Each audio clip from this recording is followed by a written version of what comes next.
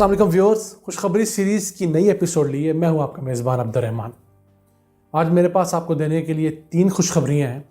सबसे पहली तो ये कि पाकिस्तान की टेक्सटाइल एक्सपोर्ट्स जनूबी एशिया में सबसे ज़्यादा तेज़ी से बढ़ रही हैं, जो कि 7% के हिसाब से आगे जा रही हैं।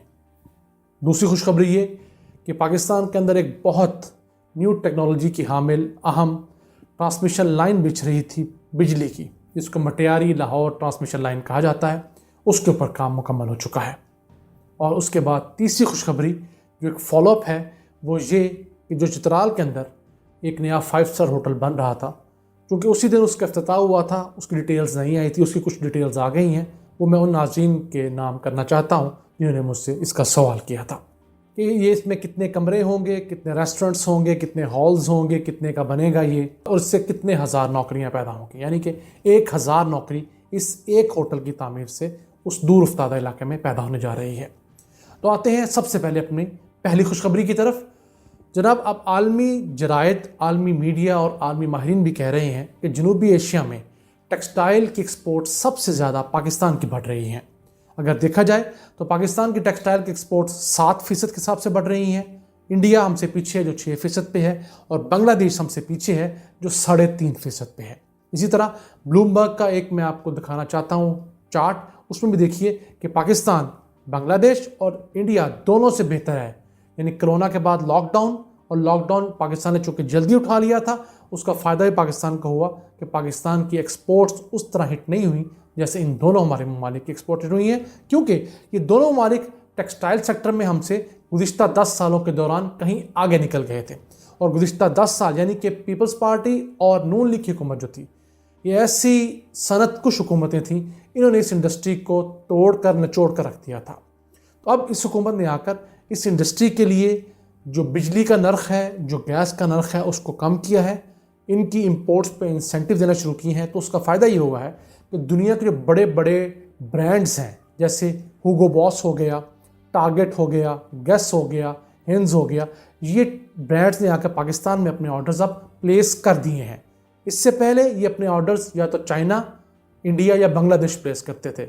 इन ब्रांड्स की पाकिस्तान में एंट्री बहुत बड़ी एक डेवलपमेंट है, क्योंकि इनके आने के बाद मज़ीद ब्रांड्स पाकिस्तान आएंगे। और इन ब्रांड्स का फ़ायदा क्या होता है? ये ब्रांड्स आपको प्रीमियम प्राइस देते हैं। यानी कि एक गारमेंट जो आपने एक अननोन ब्रांड के लिए बनाया, वो शायद आपको $50 दे जाएगा, लेकिन इनका गारमेंट आपको $200 दे जाएगा, $500 दे जाएगा।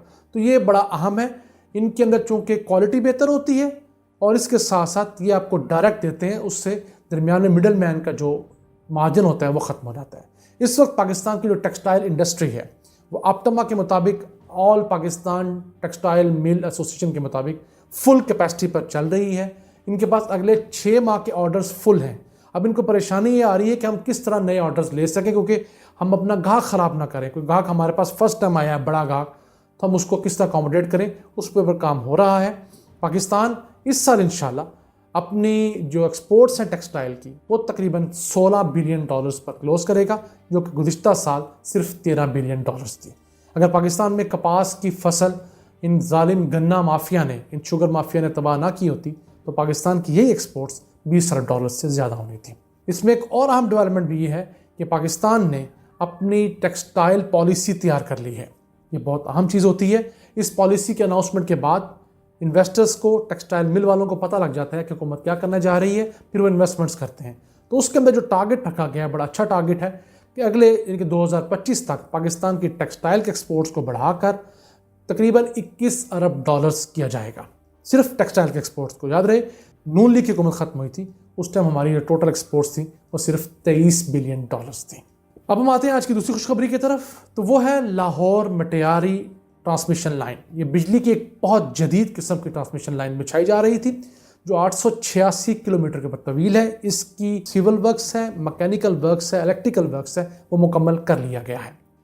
अब जो अहम काम सिर्फ रह गया है कि इसका ट्रायल होना बाकी रह गया। यानी कि इसको अब जो माहिरीन हैं, साइंसदान हैं, जो इंजीनियर्स हैं, वो तकरीबन 2 माह इसके अंदर बिजली छोड़कर इसको एनर्जाइज करेंगे, और फिर उसके बाद उसको ट्रायल मुकम्मल होने के बाद इसको शायद जनवरी या फरवरी सन 2021 के अंदर मुकम्मल कर दिया जाएगा।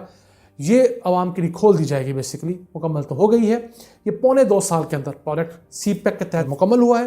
اس کے اندر اہم یہ ہے کہ اس میں 2 درجن سے زیادہ روبوٹس اس ٹرانسمیشن لائن کو کنٹرول کریں گے. ڈرونز ہوں گے, عام روبوٹس ہوں گے. یہ دنیا میں دوسرا اہم اتنی جدید یہ ٹرانسمیشن لائن بچھائی گئی ہے جو کہ چائنا نے پاکستان کے مدد سے بچھائی ہے. اس ٹرانسمیشن لائن کا فائدہ یہ ہوگا کہ سندھ کے ان علاقوں میں جہاں پر کوئلہ ہے وہاں سے کوئلے کے پاور پلانٹ سے بجلی لا کر سستی بجلی پنجاب اور دیگر علاقوں میں دی جائے, کیونکہ ان علاقوں میں بجلی کے پلانٹس لگانے کی جگہ نہیں ہے. وہاں پر صحرا میں پلانٹس لگائے جا رہے ہیں جو تھر کے مقام پہ ہے, جو پورٹ قاسم کے مقام پر ہے. وہاں سے اس کی ترسیل آسان بنائی جا سکے گی.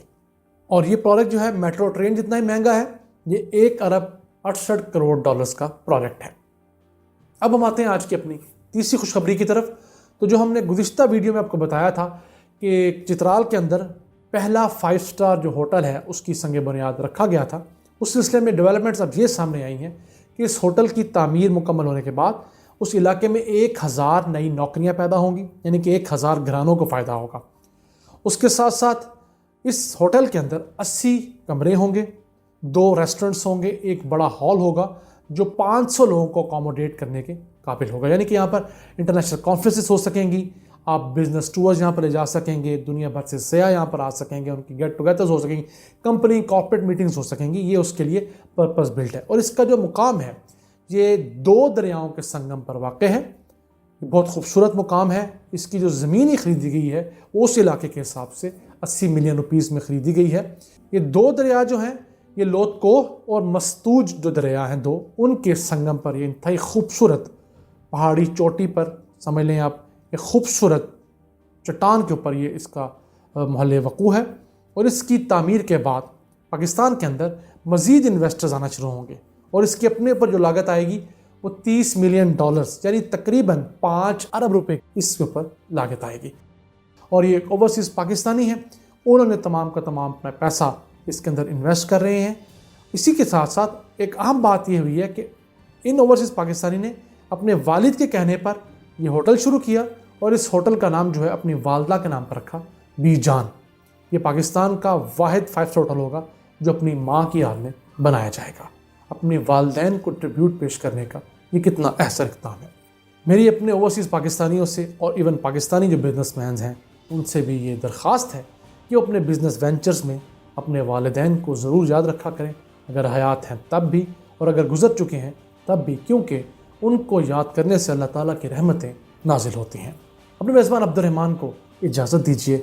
اللہ نگہبان.